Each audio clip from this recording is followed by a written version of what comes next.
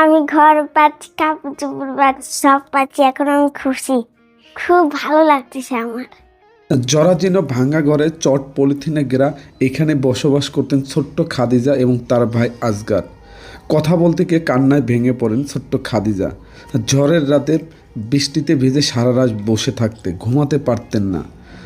এবং এই ঝুপড়ি ঘরের জরাজীর্ণ জায়গায় দুই ভাই লেখাপড়া করতেন।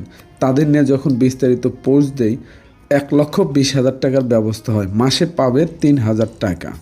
শুরু হলো স্বপ্ন পূরণের কাজ। ছোট্ট খাদিজার রঙিন ঘর এবং আজগারের জন্য একটা রুমের কাজ শুরু হলো। আমরা খুব দ্রুতই চেষ্টা চালিয়ে যাচ্ছি।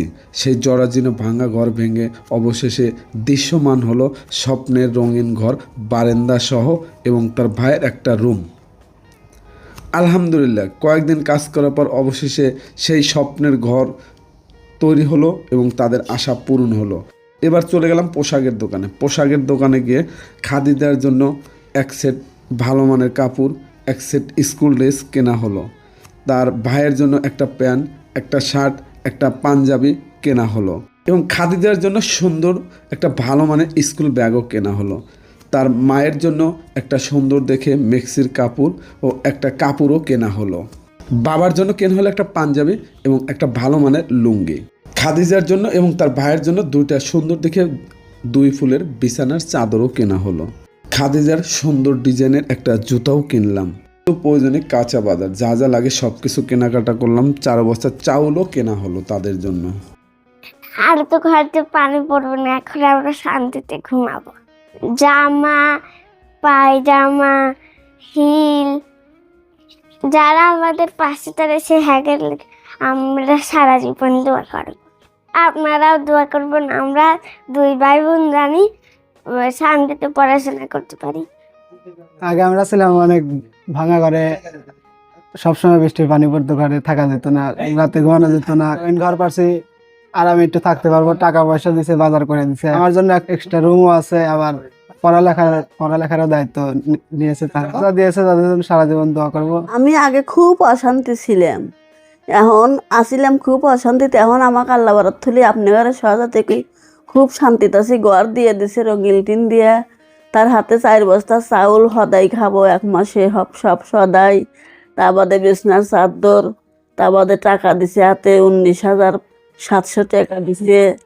আপনারা আমাকে সাহায্য করে লয়া খুব খুশি করছেন। আপনারা খুশি থাকেন আর আমার জন্য দোয়া করেন। আর আমার বেটা বেটিক জানি আমি সুন্দরভাবে আপনার দোয়ায় খুব সুন্দরভাবে লেখাপড়া করাবার পারি। আপনার করে ঘর দিছে, আমার ছেলে মেয়ে নিয়ে এখন আমি সুন্দরভাবে হুয়ে থাকবার পারবো। আর বয়ও পাবো লয়, বাতাসও লাগবি লয়, গরমে পানিও পড়বি লয়, খুব ঘুমাইতে পারবো। বেটার লাগেও রুম করে দিচ্ছে। কোন দিনে ভাবি নেই যে আমি এবার ঘরে শুতে পারবো আর এত শান্তি আমার আসবি, আল্লাহ আমাকে দিবি। এখন আপনারা অসিলায় হচ্ছে, আপনারা দোয়া করেন আমার ছেলে মেয়েও জানি ভালো থাকে, আপনারাও জানি ভালো থাকেন। আল্লাহ আপনারা আরও ভালো রাখে, সুস্থ রাখে, ভালো থাকেন। 19,700 এই টাকা দিয়ে আপনার যা যা দরকার, যেহেতু এখনো অনেক কিছু বাকি আছে, এই জিনিসগুলি করবেন এবং দোয়া করবেন সেই মানুষগুলোর জন্য যারা মামা আল্লাহ খুব আল্লাহ আপনারা ভালো, আপনি আমাকে যে খুশি করলেন, তুমি যে দুঃখিত ছিলেন পানি করে থাকবি, খুব খুশি, হাজার হাজার খুশি। আপনারা যেন আল্লাহ আরো দেয়। খাদিজা এবং আজগার নিয়ে একটা ভিডিও পোস্ট করেছিলাম। জরাজীর্ণ ভাঙা ঘরে চট পলিথিনে ঘেরা, সেখানে বসবাস করতো। ঝড় বৃষ্টির নামলে সারা রাত বৃষ্টিতে ভিজতো। খুব দ্রুতই আমাদের 1,20,000 টাকার ব্যবস্থা হয়।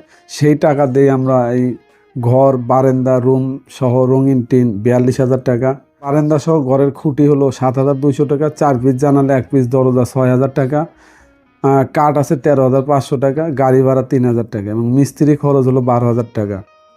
এছাড়াও আজকে খাদিজার 2 সেট পোশাক, তার ভাই আজগারের 2 সেট পোশাক, তার মায়ের মেক্সির কাপড়, তার বাবার পাঞ্জাবি, লুঙ্গি, 2টা বিছানার চাদর এবং যা যা দরকার সব কিছু মিলে আমাদের 8,000 টাকা।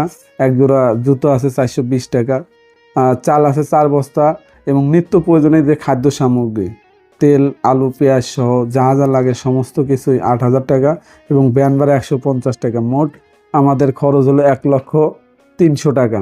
এবং খাদিজার মায়ের হাতে আমরা তুলে দিয়েছি 19,700 টাকা।